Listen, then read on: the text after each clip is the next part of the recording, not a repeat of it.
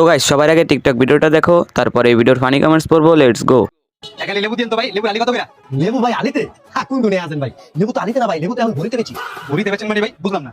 এত সব জিনিস বুঝেন নাই? আরে ভাই স্বর্ণ যেরকম ভরিতে বেচে, এক ভরি স্বর্ণ, দুই ভরি স্বর্ণ, এরকম লেবু এখন ভরিতে বেচি ভাই। ওজনে মাইপা। কি কোন ভাই, লেবু সোনের দামে ব্যস্ত আছেন, লেবুর দাম এত গেছে গা? আরে ভাই আপনি বুঝেন না কি? লেবু তো আর লেবু নাই ভাই, লেবু তো হয়ে গেছে এখন ফল।